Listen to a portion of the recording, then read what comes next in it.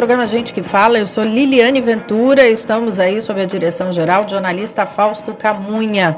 Olha, estamos ao vivo pela Rádio Trianon, 740 AM de São Paulo, Rádio Universal, 810 AM de Santos, pela tvetica.com.br e tvexito.com.br.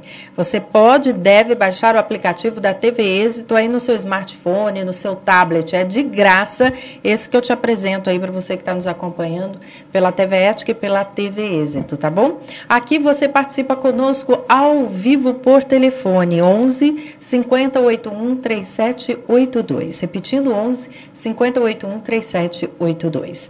Prevenção à osteoporose deve começar na infância. Cresce o número de cirurgias maxilofaciais. Nossa, quase um palavrão, né? Fisioterapeuta indica exercícios para assoalho pélvico. Consumo de suplementos deve ser equilibrado. Tudo isso e muito mais na hora e vez dos nossos ilustres convidados. A começar por ele, o ortopedista Caio Gonçalves de Souza, médico do Instituto de Ortopedia do Hospital das Clínicas. Como vai, doutor? Tudo bem? Tudo bem, boa tarde, Liliana. É um prazer estar aqui com você, com seus ouvintes também. E telespectadores. Isso. O nutrólogo Euclésio Bragança, diretor técnico da Associação Brasileira das Indústrias de Alimentos para Fins Especiais e Suplementos Nutricionais, Brasnutri. Como vai? Tudo bem? Tudo bem. Bom dia, Liliane. Bom dia aos nossos telespectadores, né? Estamos aí para responder os questionamentos possíveis.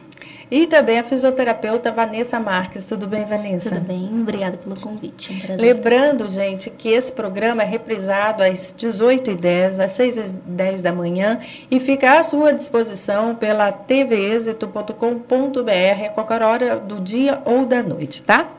Olha aí, a maioria das pessoas só pensa na saúde dos ossos ao chegar à meia-idade, quando já pode ser aí para muitos tarde. Pesquisadores defendem que o cuidado deve começar na infância e seguir na adolescência. Embora os fatores de maior influência sobre os ossos sejam a idade, o sexo e a carga genética, dois fatores são passíveis de cuidados: a atividade física e o consumo de cálcio e vitamina D. Eu tenho ouvido falar bastante, doutor Caio, que as pessoas têm tido falta de vitamina D e E no organismo, é verdade? É verdade. Nós temos até trabalhos nacionais, sem contar trabalhos estrangeiros, que existe na população brasileira uma falta de vitamina D, inclusive em cidades mais próximas do Equador. Uhum. A vitamina D normalmente é produzida na própria pele. Então, se a pessoa tomar sol, ela já produz a vitamina D. Uhum. Acontece muitas vezes que as pessoas entraram, às vezes, numa neura de não tomar sol, porque isso poderia levar um carcinoma de pele, um melanoma, algum problema assim, e porque poderia envelhecer a pele, e as pessoas passaram a não tomar sol ou passar muito protetor solar. Não estou dizendo que você não deva sair no sol sem passar no rosto ou na mão o protetor solar, mas tomar um pouco de sol, às vezes, no antebraço ou na perna, ainda mais na infância, é algo importante para se criar a vitamina D. Para o ortopedista, qual é esse horário indicado e qual o número de horas de exposição sem proteção ao sol para realmente atingir o nosso objetivo de não ter no futuro osteoporose? Perfeito. Hoje em dia a gente aceita que o melhor sol, ao contrário do que a gente acreditava antes, já é o sol mais perto do meio-dia e não aquele sol da manhã ou do fim da tarde, porque é o sol que tem mais raio ultravioleta B. Além disso... Quanto tempo? Meia hora? Esse sol depende um pouco da cor da pele da pessoa e da região que ela está no trópico. As pessoas que gostam muito de aplicativos, tem até aplicativos de graça para o Google ou para a Apple que podem mostrar o minuto, o tempo que você tem que tomar à disposição, dependendo do dia do ano e da região que você está. Em média, 15 minutos de exposição no antebraço ou nas pernas já é suficiente por dia. Isso para criança, para adolescente e para idoso? Para todos nós. Não precisa ficar largateando lá. Não precisa, aliás, nem é recomendável. Porque aí sim você pode realmente envelhecer a pele e aí ter os riscos num carcinoma de pele futuramente. No rosto é bom que se evite? Seria bom que se evite, porque evita aí a parte do envelhecimento, de formar rugas, essas preocupações. Mas no antebraço, por exemplo, ou na perna não é problema nenhum tomar, sempre que possível, claro, os 15 minutos. Caso você não consiga tomar isso, aí o ideal seria suplementar essa vitamina D, uma dose de pelo menos 800 unidades internacionais por dia. Isso significa um comprimido? um comprimido, 4 ou 5 gotinhas, dependendo da fórmula que você está apresentando a vitamina D. Existem exames específicos para saber se estamos com deficiência de vitamina D? Existe. São de sangue? São exames de sangue. Normalmente você pega o número 30, que seria o número ideal para isso. E foi pesquisado no Brasil, mesmo em cidades como São Paulo e Curitiba, que já era esperado, mais de metade da população não tem vitamina D suficiente no sangue. Ou seja, está faltando tomar um pouco de sol ou suplementar. E descobriu que em cidades como Salvador, na Bahia, também tem falta de vitamina D. Que curioso, hein? Mas agora, doutor, a osteoporose, ela é uma doença hereditária? É uma doença que tem uma carga genética. Então, provavelmente, se a sua mãe ou seu pai, com mais idade, tiveram, ou uma tia ou uma avó, é possível que sim, que você venha a ter. Tem uma tendência maior. O que a gente sabe é que, em termos de raça, caucasianos e orientais, ou seja, pessoas de pele mais clara têm tendência maior a ter osteoporose que pessoas de pele mais escura. Porque as pessoas de pele mais escura têm tendência a ter uma massa óssea, uma quantidade de cálcio no osso maior com o tempo. E aí dá para fazer alguma prevenção? Dá. Primeira coisa, estamos conversando já a vitamina D. A vitamina D é importante para o osso, tem outras funções também, mas para o osso porque ela aumenta a absorção de cálcio no intestino. Então, se você tem uma boa alimentação, se você come derivados de leite, verduras que são mais escuras, espinafre, brócolis, tem bastante cálcio, mas você não tem vitamina D, esse cálcio não vai ser absorvido. Mesmo esse leite industrializado nos oferece cálcio? Porque eu fico pensando assim, gente, uma coisa é ordenhar a vaca e tomar o leite, outra coisa é tomar o leite, né, que passou por vários processos químicos até que a gente possa ter acesso a ele. Mas eles mantêm, e eles, quando fazem a dosagem do cálcio no leite, eles fazem já depois de pasteurizado, para garantir que está aí o leite. Em países mais frios, Canadá, países na Escandinávia, Noruega, Suécia, nós temos produtos, às vezes, que nem deveriam ter cálcio. Eu cheguei a ver já no norte dos Estados Unidos suco de laranja com cálcio e vitamina D. Eles vão suplementando dentro do alimento para permitir que a pessoa tenha o cálcio, tenha a vitamina D, para que ela não forme, aí há 30, 40 anos, a osteoporose. E quem tem intolerância à lactose pode fazê-lo através das verduras e legumes, é isso? Verduras e legumes, por exemplo, ou pode suplementar com uma pastilha. E também, daqui a pouquinho, nós vamos saber em detalhes isso. Tem sintomas a osteoporose? A osteoporose, teoricamente, é uma doença silenciosa, ou seja, não vai aparecer um sintoma, um sinal típico disso. Porém, alguns sintomas indiretos, como a dor nas costas, muitas vezes, ou até a pessoa que fala, estou perdendo altura, eu tinha 1,70 de altura, agora eu tenho 1,65, isso pode ser um sinal que está tendo fraturas, pequenas fraturas na coluna, que estão diminuindo a altura dela. Então, sempre que um paciente chega para qualquer médico e fala, por exemplo, eu estou perdendo altura, eu tenho dor nas costas sempre, direto, valeria a pena, primeiro, ver a densitometria e ver qual está o estado ósseo da pessoa, da massa óssea. E segundo, radiografar as costas e ver se não tem uma fratura pequena de coluna aparecendo já nisso. Não são fraturas que vão levar a pessoa a ficar paraplégica ou tetraplégica, mas levam a dor. Então, essas pequenas fraturas são sinais que vão aparecer no osteoporose, e o principal sinal da osteoporose, a principal complicação dela, infelizmente, é a fratura que aparece depois. Fratura no punho, fratura no ombro, e a pior delas que é a fratura no quadril. E a fratura que, no final, em alguns pacientes com mais idade, pode até levar mesmo ao óbito, o paciente morrer devido à imobilização que a fratura vai trazer. Mas e aí, se ela for suplementada, não tem como esse cálcio agir nesse osso e ele ser regenerado? O osso ele é um reservatório. Então, a função do osso é guardar o cálcio, porque a gente usa o cálcio em um monte de funções muito mais importantes que ficar no osso. A gente vai usar o cálcio em contração cardíaca, em contração muscular, em sinapse neurológica. Então, se o nosso corpo não encontra o cálcio na alimentação, ele vai no osso e tira. O osso é uma poupança de cálcio ou de outros minerais, magnésio, por exemplo, que a gente está usando para isso. Então, é ideal que o corpo realmente tire esse cálcio do osso quando ele precisa.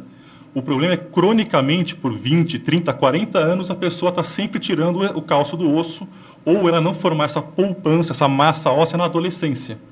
Então, se ela tem uma pequena poupança, uma pequena massa óssea, mais rapidamente ela pode necessitar disso no futuro, e aí ela pode ter pouca massa óssea e vir quebrar o osso. Então, o ideal é que, desde a adolescência, desde o começo, a pessoa dê uma boa nutrição, faça bastante exercício de carga, de gravidade, para forçar o osso a calcificar mais, para ter essa reserva para o futuro, quando ela for precisar. Muito bem, olha, você pode e deve participar conosco através do telefone do ouvinte, que é o 11 5081 3782, 11 5081 3782 e tirar suas dúvidas também. Agora eu vou te falar que o consumo de suplementos deve ser equilibrado. Se por um lado a gente conversou e disse que você pode e deve buscar nos suplementos ajuda aí de uma alimentação, uma má alimentação ou de uma não exposição solar, eu quero te chamar a atenção que os suplementos alimentares proteicos trazem muitos benefícios para quem pratica exercícios. Eles ajudam a evitar fadiga, perda muscular e melhorar a performance. No entanto, gente, seu consumo deve ser avaliado por um especialista. Porque em excesso de determinados itens aí e a substituição de outros alimentos pode ser prejudicial à saúde do seu usuário. Tal o quê? O que pode acontecer com o excesso do uso de suplemento? Eu gostaria de fazer um pequeno comentário complementar a respeito do que dito pelo Dr. Caio, a respeito Mas me responde primeiro, porque senão fica muito distante a pergunta da resposta. De fato, eu diria que a proteína não é importante só para quem pratica atividade física. Nós separamos o atleta do esportista, daquele que não é um profissional, um competidor, e que a proteína também para ele vai muito bem, desde que nas quantidades razoáveis, né? Então, por praticidade e por qualidade biológica dessa proteína, um esportista vai se beneficiar mesmo não sendo atleta. Eu, atleta, profissional, competitivo, aquele que faz isso com maior denodo e com maior necessidade, esse sim, ele teria faria muito bem para ele um acompanhamento ou de um nutrólogo, ou de um endocrinologista, ou de um médico especialista em medicina do esporte, para quantificar, dosar essa proteína dele e ver o quanto faria bem para ele de proteína. Então, quando uma pessoa faz exercício físico, e nós estamos agora conversando, gente, com o nutrólogo Euclésio Bragança, entender um pouquinho. Por que eu tenho que suplementar com proteína se eu posso ter isso na alimentação? É porque as pessoas não estão se alimentando corretamente? Bom, por alguns motivos. Primeiro que se ele é atleta profissional, se ele compete, aquilo que normalmente se satisfaz com 0,8 grama por quilo por peso por dia, que são os sedentários, indivíduos que não fazem atividade física. Então a gente chamaria de sedentário. Esse indivíduo precisa em torno de 0,8 grama por quilo por dia. Então, se ele pesa 70 quilos, precisaria aí de 56 gramas de proteína. Esse indivíduo, se ele é um atleta com massa muscular muito grande, ele pode precisar até de 2,5 gramas por quilo por dia. Dificilmente ele vai satisfazer uma necessidade dessa com carne, ou com ovo, e até isso não se torna prático pela quantidade de alimento. Então, é muito mais prático um alimento em pó, uma proteína em pó, que ele pode diluir facilmente, levar para a academia, tem portabilidade, praticidade, e o cálculo já está feito por um nutricionista ou por um médico, onde ele vai realmente satisfazer a sua necessidade dentro daquilo que ele precisa e na modalidade dele.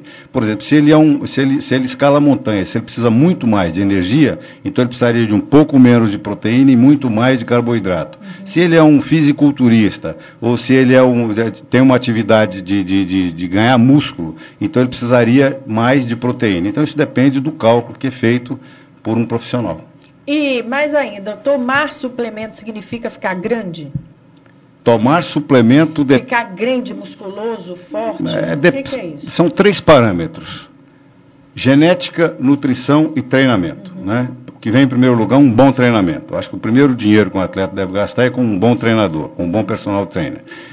Se ele tem um bom treinamento, se ele tem uma genética para aquilo que ele escolheu, ou para aquilo que ele foi selecionado, até por um teste de vocação no sentido de ver o que ele tem de biológico para ele ser ou um futebolista de sucesso, ou do vôlei, ou do futebol, ou da musculação. Então, se ele tem isso, ele tem mais um caminho andado. E uma boa nutrição, uma boa adequação nutricional com esses 3 fatores, ele sim pode se tornar um campeão, ele pode chegar no ápice da carreira dele através desses 3 parâmetros bem cuidados e bem equilibrados. O que é suplemento e o que é anabolizante?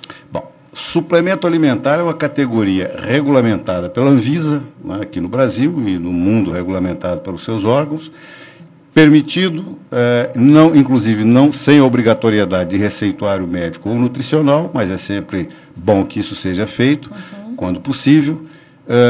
Então, isso é uma categoria de alimento.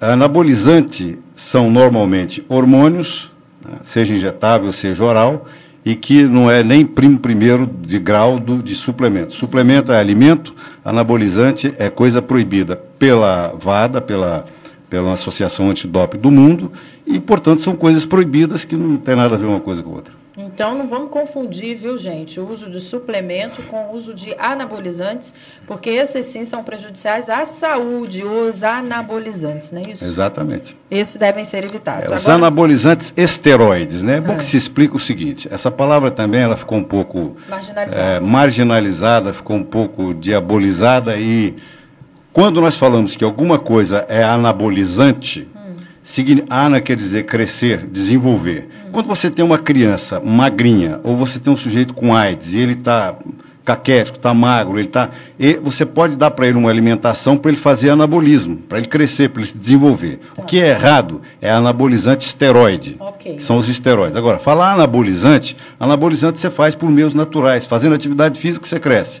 Tomando um suplemento, você cresce. Se você tem genética, você vai se desenvolver. Então, você faz um anabolismo, você faz um desenvolvimento, né? Assim como o indivíduo, quando está doente, o contrário disso chama catabolismo. Quando o indivíduo está com câncer, fase terminal, quando ele está com AIDS, quando ele está com uma doença grave, então ele entra em catabolismo, quer dizer, ele começa a comer os músculos dele mesmo. Então, anabolismo é uma palavra que ficou mal vista, mas o que deve ser mal visto é o anabolizante esteroide. Esteroide. E o senhor ia complementar alguma coisa alguma coisa que quando o Dr. Caio fala de exercício com carga para melhorar a densidade óssea, eu concordo plenamente, só para lembrar, por exemplo, o exercício na água, a piscina, a hidroginástica, um bom exercício para muita coisa, mas, por exemplo, não vai melhorar a densidade óssea. Né?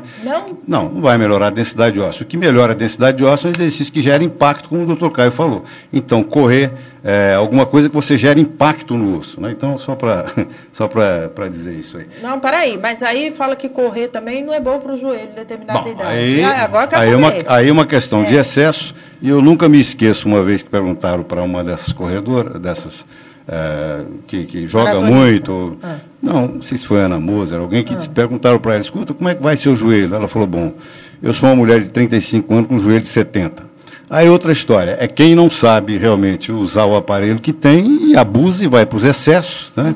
E acaba lesando ligamentos, articulações e tudo mais. Então aí já overtraining não faz bem para ninguém, quer dizer, treinar nos excessos e tal. O único comentário que eu queria fazer era sobre um exame que nós pedimos, que também os ortopedistas pedem, que chama DEXA.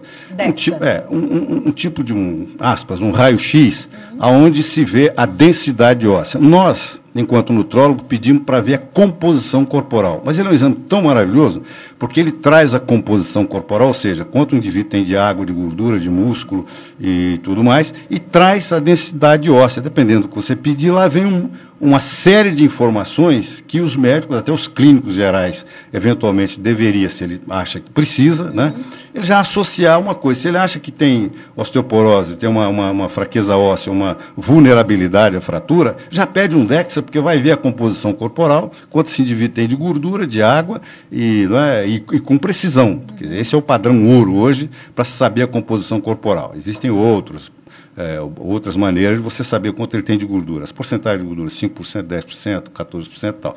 Esse dá um valor exato, preciso, que traz já a densitometria óssea, que para o ortopedista é excelente, que para um clínico também seria interessante, e traz dados importantes para um nutricionista, para um nutrólogo, já para ele compor a dieta daquele indivíduo. Muito bom. Posso só fazer o comentário da dor no joelho, que na verdade o exercício de impacto é importante para o osso, para evitar a fratura da osteoporose.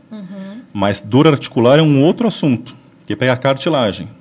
Então, aí, se você fizer muito impacto, o teu joelho, o teu tornozelo, o teu quadril podem sofrer, e aí muda a maneira de tratar esse tipo de situação. Mas a musculação pode ser feita e ajuda na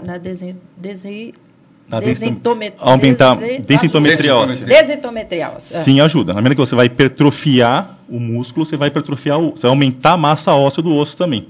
muito geriatra hoje em dia trata o paciente numa academia, fazendo exercício físico para aumentar a massa óssea.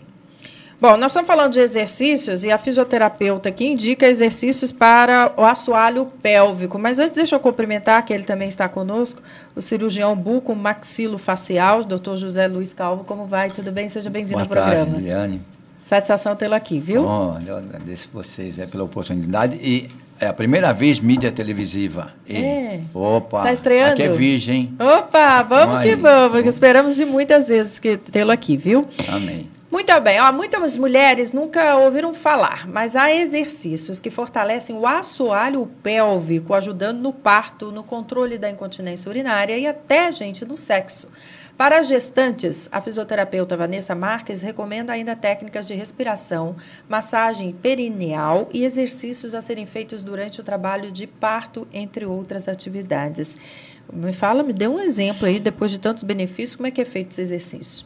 Primeiramente, aproveitar o gancho do exercício, porque a gente, até a primeira chamada é que nunca nenhuma mulher ouviu falar disso.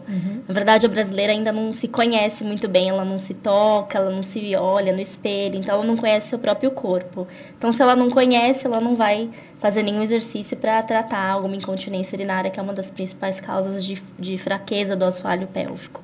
Então, primeiramente, eu dou um alerta para que as mulheres se conheçam, procure um profissional, pergunte ao ginecologista para orientar algum profissional da área, que no caso é um fisioterapeuta com especialização em ginecologia e obstetrícia. Tossiu, fez xixi na calça é o quê? É o assoalho pélvico que já está frouxo? Qualquer perda urinária é incontinência urinária. Porque as pessoas só imaginam que isso vai acontecer lá na terceira idade. Não. Né? Na verdade, hoje em dia está acontecendo muito mais cedo a perda urinária, por isso que a gente está, como fisioterapeuta, se preocupando bem antes, porque antigamente as nossas avós que tinham a bexiga caída. Hoje em dia a gente vê atleta com incontinência urinária. Opa, olha aí. Então, porque como elas falaram de exercício, então o impacto gerado pelo exercício meu Deus, não manda fazer enfraquece o assoalho pélvico. Não é para deixar de fazer o impacto, mas assim, conhecer o exercício do assoalho pélvico, que é aquele da contração do períneo, para prevenir a incontinência urinária que o impacto pode gerar.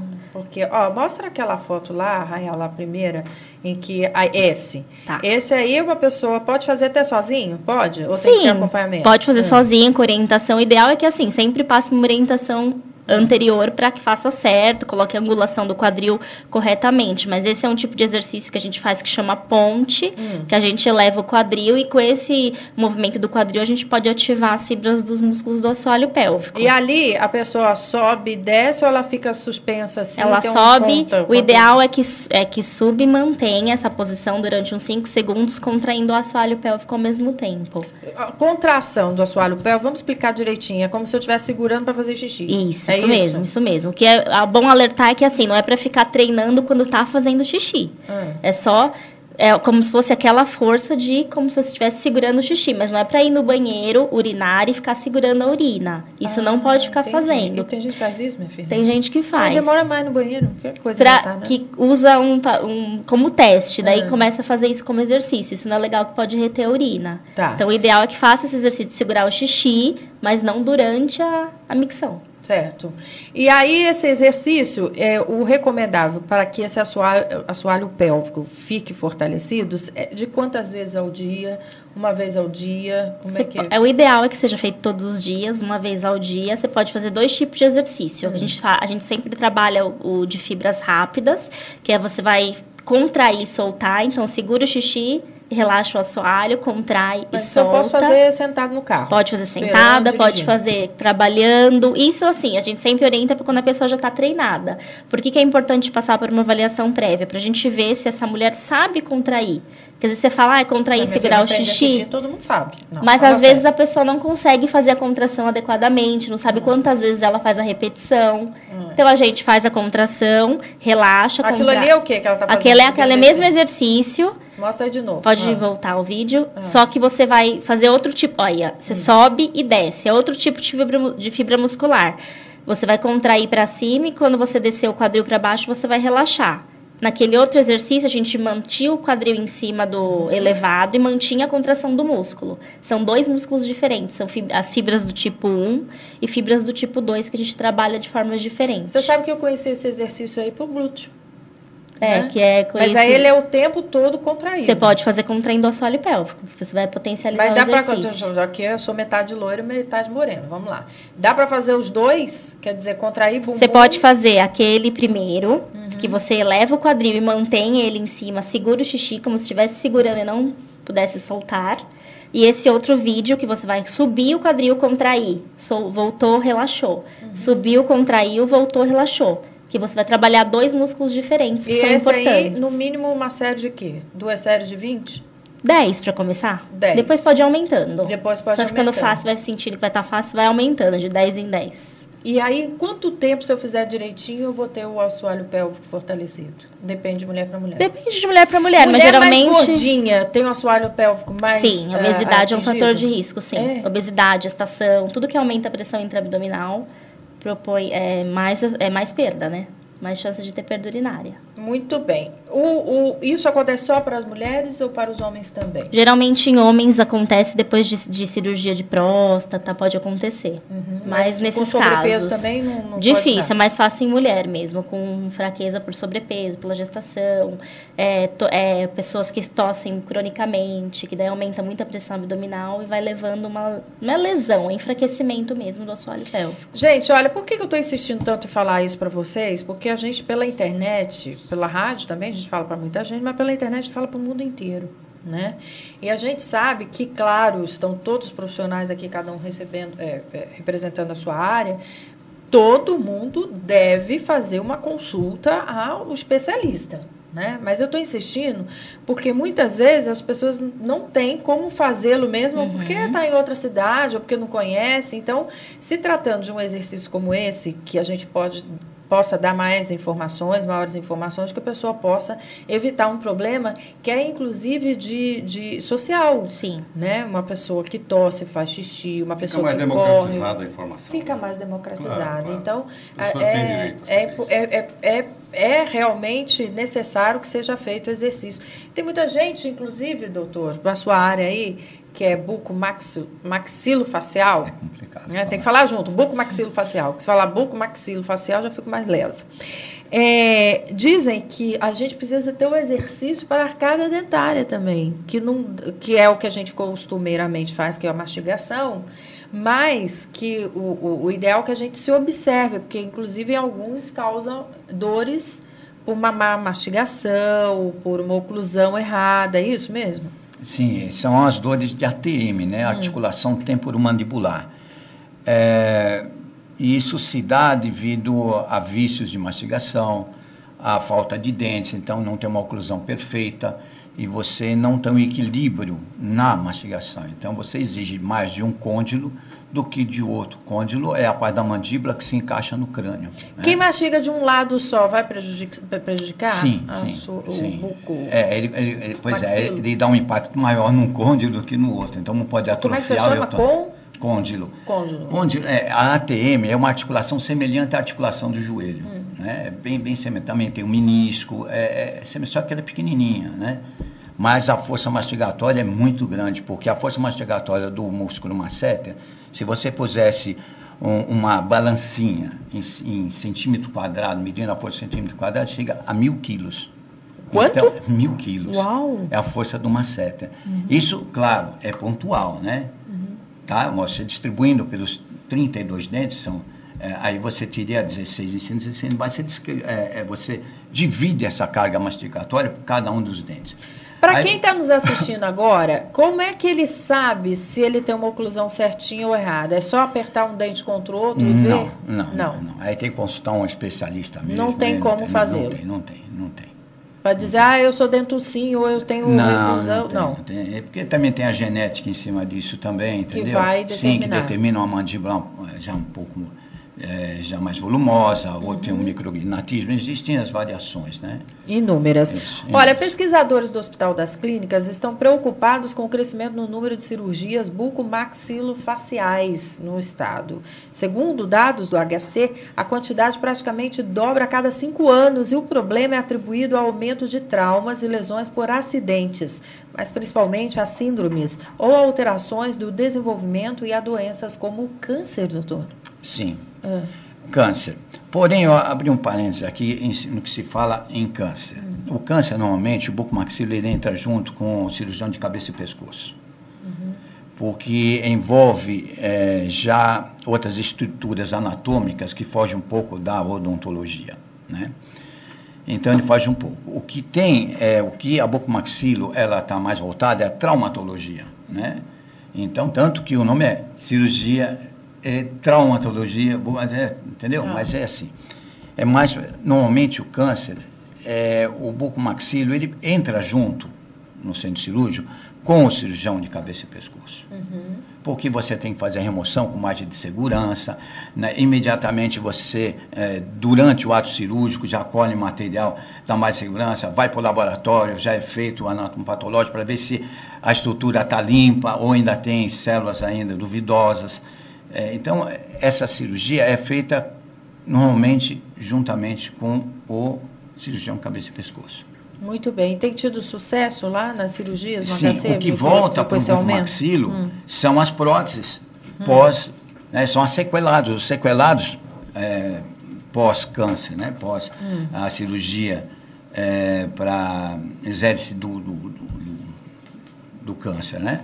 Aí fica uma sequela das mais variadas. Pode perder a mandíbula toda, perder parte da face, perder olho. E isso, então, existe a prótese bucomaxilofacial, né? Existe uma especialidade só para isso. Com o advento dos implantes, você pode ter vamos dizer assim, um restabelecimento das funções e até mesmo de parte da face com os implantes. Em que são feitas as próteses, e as próteses encaixadas com macho e fêmea, aquele sistema de colchete, na face do paciente, até o olho mesmo. É mesmo, doutor? Sim, Porque sim. a tecnologia na medicina é algo, né, que devolve dignidade para a pessoa, não é isso, doutor? Sim, mas hoje em dia o que mais se aplica, bom, depende da área que você está. Eu estou na área de Ermelino Matarazzo, né, Zona Leste. Então, lá o que prevalece é trauma. Com o advento, tanto que eu fiz um curso há pouco tempo no Rio de Janeiro a respeito de armas de fogo, ferimentos com arma de fogo, são armas de alta energia e baixa energia, né? E a gente viu que as armas de alta energia, que são as AK-47, R-15, daí para cima, né? .50, realmente aí... Destrói. Né? Sim. Aí a gente viu alguns traumas lá que são recuperáveis, melhor que ele entrasse em óbito. Isso faz de alta energia, né? Porque aí já é um Mas pouco aí mais dá para extenso, fazer um pouco mais uma extenso. reconstrução através dessas próteses? Sim, dá sim. Mas essas próteses não estão acessíveis à maioria da população? Mas a tecnologia está alta.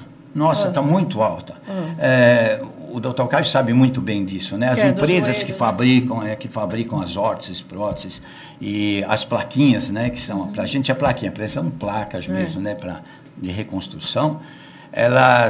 As empresas, elas agora com o advento também da imagem 3D, elas são capazes de, elas filmam o indivíduo, reconstroem e o computador manda a ordem e fresa a peça. Ele vai e fresa, põe um bloco de metal e ela fresa, por exemplo, uma mandíbula, segundo as medidas do paciente. Meu Deus, que coisa linda, gente. Parece um cérebro ali. Sim, o único problema é a gente arrumar tecido para cobrir, né, doutor Caio?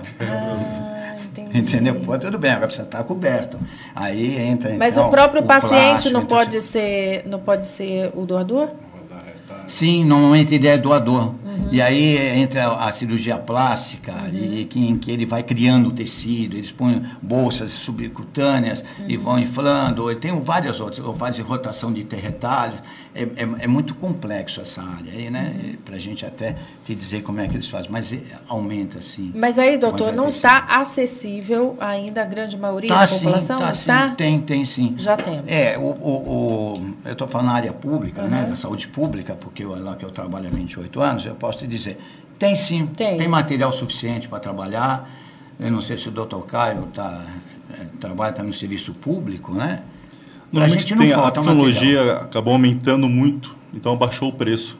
Construção 3D. Isso. É verdade. Então, cada vez mais vai ser mais acessível. É um pouco difícil para os convênios, né, de saúde pagarem. Aí tem que entrar na justiça. Esse aí, eu vou te falar, nós estamos assim, pouco complicado. com o público. Nós estamos assim. A verdade é essa, né? Cada vez mais, eu acho que o público está ficando até melhor do que o privado.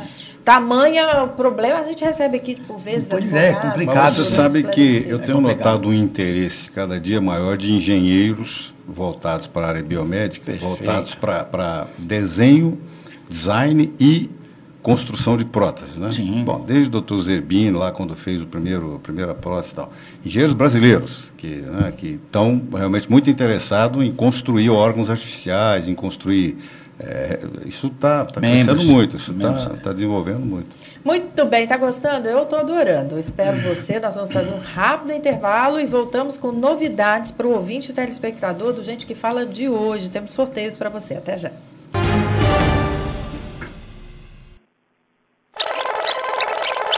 Não existe justiça sem advogado. Como advogado, tem que ter bastante ética.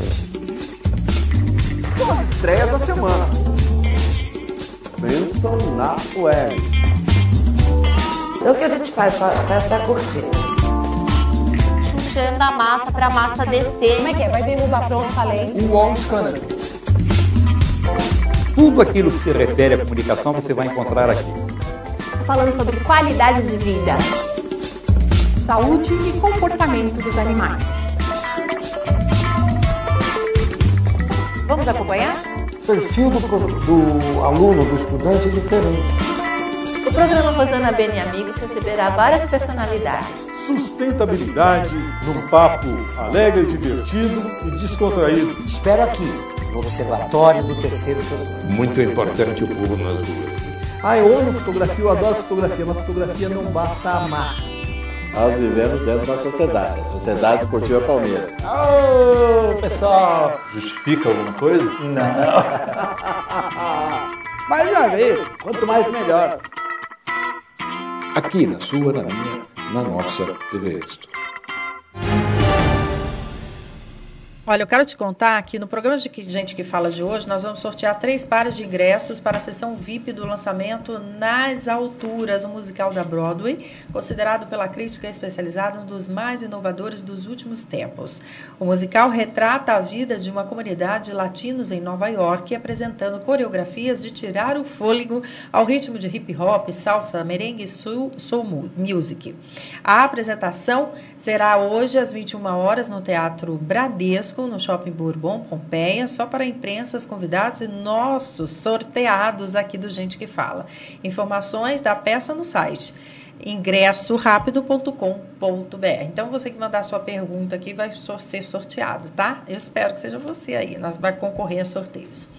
Olha, exames preventivos ajudam a tratar a osteoporose. Cerca de 10 milhões de brasileiros sofrem da doença silenciosa que raramente apresenta sintomas antes que aconteça a sua consequência mais grave, que é uma fratura óssea. O ideal é que sejam feitos exames preventivos, pois o tratamento é mais eficiente quando ela é diagnosticada cedo. É importante ficar atento a sintomas como dores constantes nas costas e diminuição de estatura, como bem retratou aqui o Dr. Caio Gonçalves de Souza, que está conosco, que é ortopedista. Agora, doutor Caio, a gente está falando e sempre remete à terceira idade. É bom fazer o alerta também à tenra idade? É bom pensar desde o começo, porque, novamente, a osteoporose é quando a gente vai perdendo a massa óssea, perdendo a quantidade de cálcio no osso. E isso não ocorre do dia para a noite. E quanto maior for o nosso pico de massa óssea, que vai chegar ao máximo em torno dos 30 anos de idade, mais demorada vai ser a queda. De certa forma, é como se fosse uma curva, que a gente vai crescendo muito rápido no começo e depois vai caindo lentamente depois dos 30 anos. Então, quanto mais alta tiver essa curva, quanto maior for a massa na adolescência, menor vai ser a curva, mais vai demorar para aparecer a osteoporose. Tem trabalho mostrando que uma faixa etária dos 12 até os 14, 15 anos de idade é uma faixa muito importante para a prevenção da osteoporose, porque quando a gente chega até 25% da massa óssea sendo formada no nosso corpo. Então, quanto mais a gente formar, a gente pode retardar por mais de uma década, às vezes, o aparecimento da fratura por osteoporose. E o que a gente tem hoje é uma geração de muitas crianças e adolescentes e pré-adolescentes que estão cada vez mais sedentários, brincando com o tablet, brincando com o videogame, brincando na televisão, ao invés de sair, exercitar e brincar na rua. Até porque hoje em dia não dá para brincar na rua mais como as pessoas faziam antes. Então, existe uma preocupação que a gente vai criar uma espécie de epidemia de fraturas de osteoporose lá na frente, daqui uns 30, 40 anos, porque essa geração formou menos massa óssea, então vai ter uma queda mais rápida e isso vai acabar gerando problemas de fratura para o sistema público, inclusive, lá na frente, porque tem um custo dessas fraturas. Me ocorreu aqui lugares, por exemplo, que não tem espaço, né? A gente briga muito aqui público, inclusive para as crianças brincarem, enfim. Subir e descer a escada é uma forma também de ajuda. Você que é mamãe, você que é educador, você que é pai aí, né? Ou que é vovô, vovó, bota a molecada para subir dessa escada do prédio, vai de elevador. Não, é verdade, é uma forma de exercício. Se a gente olhar, a criança ela já faz isso naturalmente. Ela gosta de correr, pular no sofá, pular no chão. E a gente fica bravo com a criança e fala, não, fica sentadinha. Mas ela está instintivamente, na verdade, pulando e fazendo carga no osso para estimular, calcificar o osso. O leite de soja tem a mesma ação? Não tem a mesma ação, apesar que eu tenho algo parecido com estrógeno, que para as meninas poderia ser positivo, mas muitas vezes ele tem suplementação de cálcio junto no leite. Então, se ele tiver o cálcio junto, ele teria ação parecida. O leite em pó ajuda? Também ajuda. Qualquer alimento vai ter uma descrição sobre o que ele possui de cálcio ou não. Então, você pega a tabelinha e você já consegue ter uma ideia disso. Na realidade, uma boa alimentação não precisa ficar cheio de manias pensando vai ter cálcio ou não vai ter cálcio. Alimentação normal, arroz, feijão, com verduras bem balanceada, isso supre todo o cálcio, é suficiente para isso. Mas não é aquela comida congelada, eu imagino. O problema que acontece muitas vezes pode ser o uso de refrigerante, ou uso muito salgadinho, tem muito sódio, e o sódio compete com o cálcio, por exemplo, para ser absorvido. Então, se a criança toma muito refrigerante, toma muita coisa com sal, isso pode atrapalhar a absorção do cálcio. Então, isso pode ser um problema, um erro de alimentação, na verdade. Não sei se você comentar alguma coisa. Pode falar. Quando você fala da soja, é um excelente alimento, né? Mas, de fato, o leite está consagrado como o mais, né? Quer dizer, o mais conhecido realmente, porque esse leite, esse cálcio no leite, inclusive, ele está numa forma orgânica, ele não está numa forma inorgânica, né? Ele está numa forma... Essa forma orgânica é uma forma, um termo que a gente chama de quelato, ou seja, ele absorve mais fácil, né? Então, é um dos alimentos, né? Os laticínios, de modo geral, queijo, iogurte, o próprio leite, mas a soja é um excelente alimento e em termos de proteína, em termos de fornecer proteína. Agora, nada impede de se enriquecer a própria soja também com teor de cálcio. Pessoas que, por exemplo, não têm alergia à proteína do leite, ou são vegetarianos, ou são veganos. Então, essas pessoas fazem opção por soja, por exemplo, em termos de fornecer proteína, e pode enriquecer isso com cálcio. Pode enriquecer com cálcio. Sem problema. E você hoje está aprendendo bastante aqui com os nossos especialistas. Outro que participa comigo por telefone também é o meu querido Dr. Nelson Letício, cirurgião plástico. Tudo bem, doutor Nelson? Tudo bom, Liliane? Como é que você foi de Páscoa?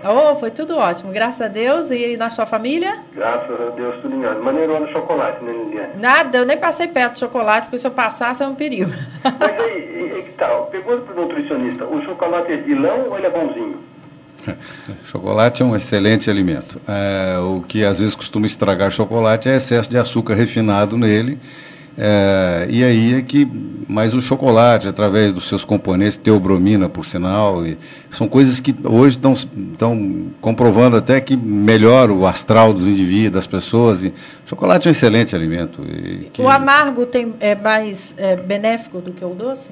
Ele é amargo exatamente porque não tem essa carga de açúcar, né? Então, todo chocolate naturalmente é amargo. Então, como ele não tem essa carga de açúcar, então ele amarga. Agora, tem maneiras hoje já de trabalhar e através de bons adoçantes, como é o caso da sucralose, como é o caso são poucos, não são tão bons, né? Alguns a gente não é muito chegado, mas a sucralose hoje é um excelente adoçante que se trabalha e torna esse chocolate mais aceitável, né? Mas afirmo que o chocolate é um excelente alimento.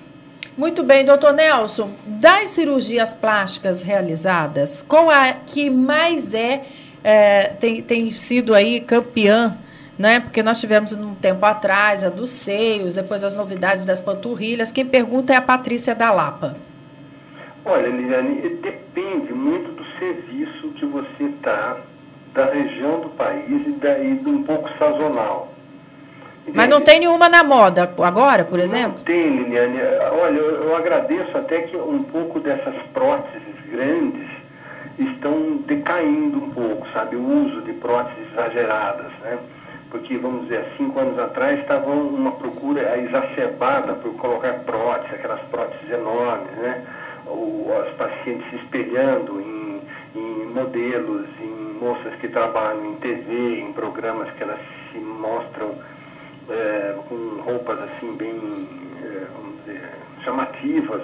E, então chamava atenção para os seios fartos, mas isso é bom porque está decaindo um pouco, né? Você sabe que aquela cantora Anitta fez o inverso agora, ela tirou, né? A Anitta, que faz muito sucesso aí, uma mocinha, não sei se você conhece, e ela tirou a prótese dela grande justamente porque ela percebeu que na televisão, que nas fotografias ficavam exageradas, quer dizer, pessoalmente ela até gostava, mas ela até diminuiu. Eu achei um bom exemplo, né? Para dizer que...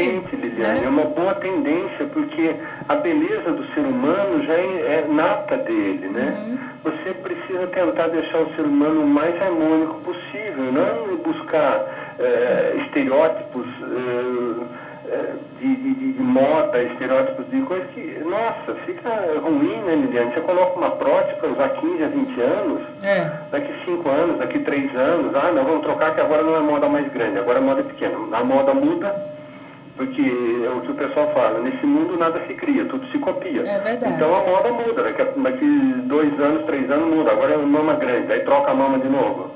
Não é assim que funciona, né? Não é um automóvel, uma roupa, né, doutor Nelson? Eu acho que a harmonia, Liliane, a harmonia do ser humano, a harmonia entre a mama, a perna, o tronco, tudo isso que deve ser buscado, né, Liliane? Não aquela, nossa, então faz aquele decote, aqueles seios fartos saindo. Não sei, essa é a nossa opinião, é tentar deixar o ser humano o mais próximo possível de uma Eva, vamos dizer, né, que seria o estereótipo de uma mulher boa, interessante no sentido de boa harmonia de corpo, né? Tá certo, muito obrigada, viu, doutor Nelson? Um grande beijo pela participação. Bom trabalho, saúde e paz para todos, Liliane. Beijão. Beijão. Gente, o paciente oncológico pode perder parte das funções da mastigação, o que pode prejudicar as relações sociais e a própria alimentação. Mas cirurgias bucomaxilofaciais podem lhe devolver a condição funcional da região, aumentando sua qualidade de vida. Atualmente, cerca de 70% dos casos são recuperáveis, mas exigem do dentista acompanhamento simultâneo do tratamento do paciente, como bem colocou aqui o doutor José. Doutor José, mas o senhor me dizia uma coisa aqui no intervalo que acho importante a gente informar. Quer dizer que tem muita queda e trauma por conta das pessoas irem para a laje? Sim. Na região, em determinadas regiões de São Paulo, claro, sim, né? Mas na periferia. A gente pode pôr a periferia de Zona Norte, que inclui Brasilândia, Taipas, e também a parte da Vila Maria, né? E Emelino Matarazzo, Zona Leste, que o pessoal vai para a laje, sim, vai para a laje para fazer o churrasquinho, para se divertir, as crianças também, muita queda de laje. E, por consequência, traumatismo bucomaxilofacial. Sim, também, porque a queda de laje o cara é um politraumatizado. Né? Braço, perna, cabeça e por aí vai. Tudo. Então, na sequência, quem entra primeiro é o neurocirurgião. No atendimento, né, de urgência, quem primeiro dá o atendimento deveria ser, entra a cirurgia, né? O cirurgião geral, primeiro, aí entra o neurocirurgião e depois a ortopedia e a bucomaxilo. Que normalmente as nossas cirurgias são eletivas, né? Que vem a posteriori, você recupera o paciente, dá condições clínicas para ele ser operado, depois a gente entra. Salvo fraturas expostas, né, doutor Caio? Salvo. Aí tem que ser de imediato, é de urgência mesmo. E olha aí, gente, deixa eu dar agora vou colocar uma pimenta aqui na nossa na nossa conversa que um artigo recente publicado pelo médico Drauzio Varela afirma que não há evidências de que o uso de vitaminas diminua a incidência de doenças. O que dizer o nosso nutrólogo da mesa? Sim, e, por exemplo, a nossa Anvisa, a Agência Nacional de Vigilância Sanitária, não teria sido sem motivo que ela criou uma categoria de alimentos chamada alimentos funcionais.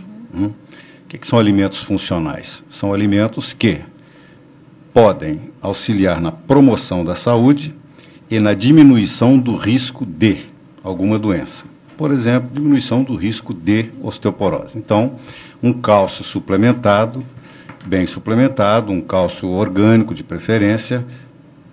Quem está dizendo isso é a Anvisa, e eu endosso perfeitamente. E o FDA diz isso, a lei que criou o suplemento nos Estados Unidos diz isso, e mais. Os americanos, em 94, eles criaram uma lei, a Lei dos Suplementos Alimentares, baseado em algumas premissas. Uma delas é de que a medicina preventiva, portanto, você evitar que o sujeito fique doente, uma das três principais maneiras, estilo de vida, prática de atividade física, é suplementação nos casos indicados. Então, será por que 50% dos americanos se suplementam? Claro que tem exagero, sim. Bom, vamos corrigir o exagero, mas não vamos jogar a criança com a água fora. Joga a água e deixa o neném. Então, não se pode generalizar, como eu penso que isso é uma generalização. Então, a Anvisa diz que existem os suplementos funcionais, ou seja, alimentos que promovem saúde, suplementos que promovem saúde e que diminuem risco de. Por exemplo, um outro caso, o caso das isoflavonas na soja.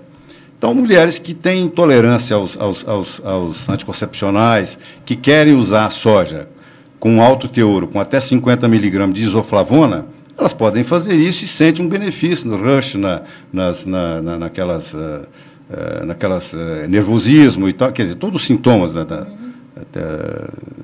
menopausa. Então, mulheres que se beneficiam com isso. E aí eu poderia dar N outros exemplos do licopeno, zeaxantina, o caso dos pré-bióticos, dos probióticos, são suplementos que você toma para melhorar a sua flora intestinal, para aumentar as bactérias do bem, diminuir as bactérias patogênicas. Então, esse generalismo eu discordo e fico com a Anvisa, fico com o Ministério da Saúde brasileiro, que diz que tem alimentos, suplementos alimentares extraídos dos próprios alimentos, que podem contribuir até para diminuir o número de internação. Muito bom. Olha aí, hora e vez dos ouvintes, a Flávia Santos, do Jardim Paulista. Para você, Vanessa, o pompoarismo já é uma forma de praticar exercícios para o assoalho pélvico? Sim, é um tipo de exercício de assoalho pélvico, porque você está colocando uma carga.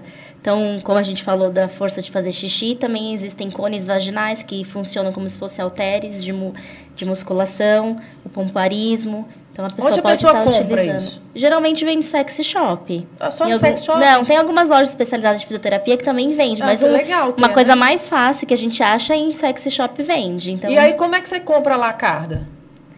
Os cones vaginais, ele vem em um conjunto de 5, então já vem com o menorzinho e vai aumentando a carga. E nada de emprestar, viu, gente? Compartilhar a carga vaginal dá não. Posso fazer uma observação a respeito de exercício perineal? Eu, terminando o curso de medicina, né, recém-formado, fui trabalhar num hospital e você fica ali observando o que os colegas fazem, etc. Você está aprendendo agora na prática e tal. E aí um colega fez uma espécie de uma brincadeira. Ele falou, está chegando aí uma senhora para ganhar neném e tal. Eu olhei assim, ela era atleta, eu falei, mas ela é forte e tal. Bom, depois eu vim saber que ela era uma trapezista. E aquilo não foi um parto, aquilo foi praticamente expulsar uma azeitona, porque eu nunca vi um parto tão fácil como aquilo. E ela fazia o quê? Ela fazia exercício perineal. Então, esses exercícios perineais também facilitam o canal do parto. E um detalhe muito importante, esses exercícios perineais vão dar mais prazer no sexo. Claro que isso vai fortalecer a musculatura perineal, que tem tudo a ver com a relação sexual e com o prazer sexual. Então, acho que é um dado importante. Por tudo isso, não perca tempo, comece a fazer exercícios já. Eu estou nessa, vamos lá. A Maria Rosa, de Moema, doutor José Luiz, nos casos frequentes de deslocamento da mandíbula, ou, como eu já ouvi falar, queda de queixo, é recomendado cirurgia, ou exceto em casos de acidentes, quando ela é indicada? Olha, se é indicado cirurgia, existem cirurgias que eu não vejo na prática, eu não vi grandes benefícios, não vi. Existem cirurgias, quando é muito recidivante, a luxação diatêmica, ela se desloca fora da cavidade glenoide, antigamente era chamada cavidade glenoide, que é onde se aloja o côndilo. Então, os ligamentos que formam essa articulação, eles ficam assim, uma forma bem popular de você dizer, ficam frouxos, né? E ficando frouxo uma vez, ali fica uma área de fragilidade, então ele pode várias vezes até ser bem recidivante, bem frequente, o deslocamento do queixo, ele cai, né? Para você reduzir, para você pôr no lugar o queixo, requer uma manobra, e às vezes você tem até que pôr o paciente em anestesia geral, né? Porque o paciente ele resiste contra você reduzir, você pôr de novo a mandíbula, porque você tem uma seta, falei no começo no nosso debate, que o masseter ele é muito forte, é o músculo mais forte que a gente tem. Agora, existe uma cirurgia chamada eminectomia, em que você você faz você desgasta um pouco da cavidade glenoide, um pouquinho para frente, aí quando o queixo sai da cavidade, ele volta sozinho, o próprio ligamento puxa ele. Perfeito. É um pouquinho de técnica. Eu não acredito muito que cirurgia possa resolver, a não ser em caso que seja muito recidivante, então você faz isso mesmo, mas sempre é prejudicial. Eu tenho que correr agora que está chegando ao final. Doutor Caio, qual é a sua avaliação sobre os vários produtos suplementares amplamente anunciados aí pela mídia, dizendo ter resultado no caso de osteoporose e outras doenças da área? Para osteoporose, basicamente, o que você vai usar para o osso é o cálcio, os vários tipos, o carbonato, o citrato, o fosfato, e a vitamina D. E realmente, os dois têm comprovação para isso. Tubarão, a cartilagem do tubarão, como é que é o nome do outro? Não tem estudo comprovando, não, infelizmente não. Tá. Doutor Euclésio, o uso de termogênicos são eficazes para exercícios? São interessantes, sim. Há pessoas que acordam meio desanimado de manhã e está precisando até de um estímulo para ir para a academia. Então, a Anvisa acabou aprovando uma dosagem de até 420 miligramas de cafeína numa dosagem. Não precisa tudo isso. Mas 200 miligramas, 150 miligramas de cafeína, por exemplo, é um dos mais usados. Com outros extratos vegetais também e com outros agentes termogênicos, no sentido de um estímulo cerebral e no sentido de um estímulo também muscular para a prática de atividade física. Então, como um estimulante. Acabou o tempo, eu ficaria muito mais, mas eu quero antes de divulgar aqui os sorteados, a Marina da Lapa, um par de convites, a Fernanda Capela da Bela Vista, o Rafael Moreira da Vila Leopoldina também, os 3 aí que ganharam um par de convites, tá? Agradecemos a presença aqui da Vanessa Marques, doutor José Luiz Calvo, doutor Euclésio Bragança, doutor Caio Gonçalves de Souza, que estiveram conosco, e você, muito obrigado pelo carinho e atenção. Gente que fala tem reprise às 18h10 da tarde, não perca. Temos a direção-geral jornalista Fausto Camunha, diretora de produção Zenilda Salvato, redação Raela Brandão e Pedro Esquiavon. Beijo a todos, tchau. Essa é a Rádio Trianon AM 740. São Paulo.